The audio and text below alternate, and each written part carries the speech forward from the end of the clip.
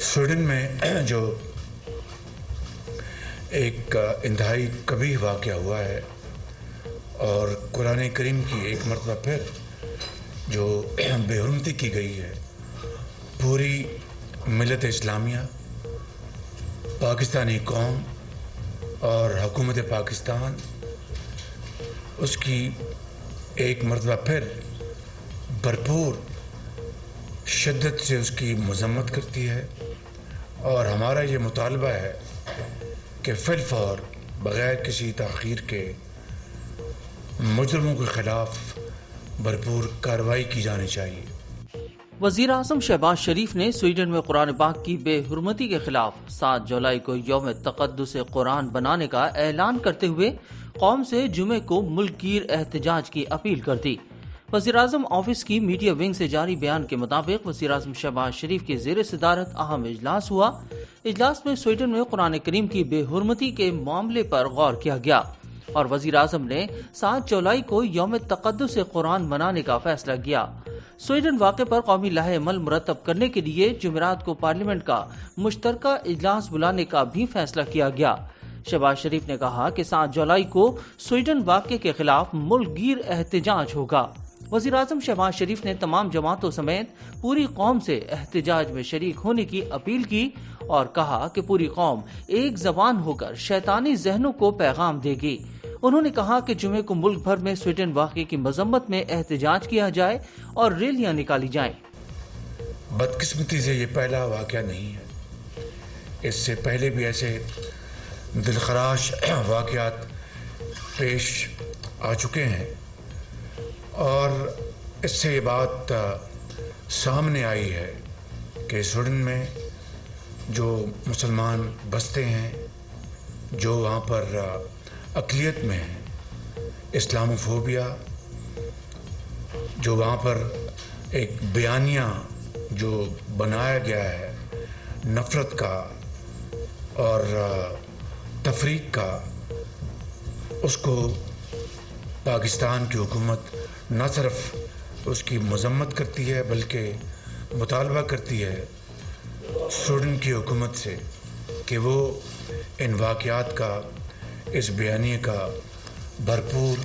Notice لے۔ شہباز شریف نے ہدایت کی کہ پارلیمنٹ کے مشترکہ اجلاس میں سویڈن واقعے پر قومی لائحہ عمل مرتب کیا جائے۔ پارلیمنٹ کے فورم سے قوم کے جذبات اور احساسات کی بھرپور ترجمانی کی جائے۔ وزیر اعظم نے یہ بھی ہدایت کی کہ پارلیمنٹ کے مشترکہ اجلاس میں مشترکہ قرارداد منظور کی جائے۔ انہوں نے پاکستان مسلم لیگ نون کے کارکنوں کو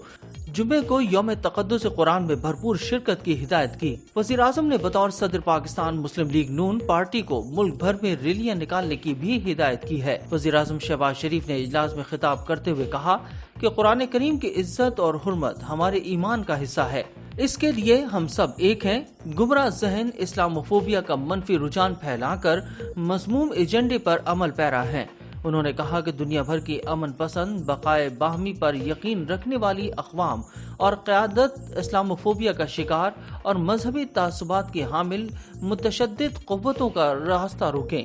مذہب، مقدس ہستیوں، عقائد اور نظریات کو نشانہ بنانے والے متشدد ذہن دنیا کے امن کے لیے خطرہ ہے۔ ان کا کہنا تھا کہ عالمی سطح پر پرامن، متوازن اور بین المذاہب ہم آہنگی پر یقین رکھنے والی قوتیں مل کر ایسے رجحانات اور واقعات کی تدارک کے لیے کام کریں۔ خیال رہے کہ گزشتہ روز وزیر اعظم شہباز شریف نے کہا تھا کہ سویڈن کی حکومت قرآن پاک کی بے حرمتی کرنے والے مجرموں کے خلاف تادیبی کارروائی کرے اور ایسے واقعات روکنے کی بھرپور کوشش کرے۔ اسلام آباد وفاقی کابینہ کے اجلاس سے خطاب کرتے ہوئے وزیر اعظم شہباز شریف نے کہا تھا کہ پوری مسلم امہ سویڈن میں پیش آنے والے واقعے کی بھرپور مذمت کرتی ہے۔ پاکستانی حکومت اسلامی تعاون تنظیم OIC کے فیصلے کی تائید کرتی ہے اور امید کی جاتی ہے کہ آئندہ اس طرح کا واقعہ نہیں ہوگا۔ انہوں نے کہا تھا کہ سویڈن میں جو واقعہ پیش آیا ہے، پوری مسلم امہ پاکستانی قوم اس کی بھرپور شدت سے مذمت کرتی ہے اور ہمارا مطالبہ ہے کہ مجرموں کے خلاف فوری طور پر کارروائی کی جائے۔ وزیر اعظم نے کہا تھا کہ بدقسمتی سے یہ پہلا واقعہ نہیں ہے، اس سے قبل بھی ایسے دلخراش واقعات پیش آ چکے ہیں اور اس سے یہ بات سامنے آئی ہے کہ سویڈن میں بسنے والے مسلمانوں کے خلاف نفرت کا جو بیانیہ بنایا گیا ہے، اس کی پاکستانی حکومت نہ صرف بھرپور مذمت کر رہی ہے بلکہ سویڈن کی حکومت سے مطالبہ کرتی ہے کہ وہ ان واقعات کا بھرپور نوٹس لے۔ مجھے اس بات کا بڑا اطمینان ہے کہ OIC نے اس بارے میں ہنگامی اجلاس بلایا اور اس اجلاس میں اس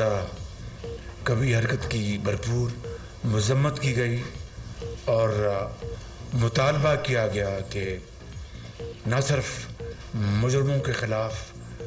بھرپور تادیبی کارروائی کی جائے بلکہ آئندہ کے لیے ایسے واقعات کی روک تھام ہونی چاہیے۔ پاکستان کی حکومت OIC کے اس اجلاس اور اس فیصلے کی بھرپور تائید کرتی ہے اور امید کی جانی چاہیے کہ آئندہ اس طرح کا واقعہ نہیں ہوگا، اور ہمارا یہ مطالبہ سویڈن کی حکومت سے بڑا جائز ہے اور ہم اپنی وزارت خارجہ کے ذریعے اس کا بھرپور فالو اپ بھی کریں گے انشاءاللہ۔ اس سے قبل اتوار کو OIC نے ہنگامی اجلاس بلایا تھا اور کہا تھا کہ قرآن پاک کی بے حرمتی کی کارروائیوں کو روکنے کے لیے اجتماعی اقدامات کی ضرورت ہے، اور سویڈن میں پیش آنے والے واقعے کے بعد مذہبی منافرت روکنے کے لیے بین الاقوامی قانون کا استعمال کیا جانا چاہیے۔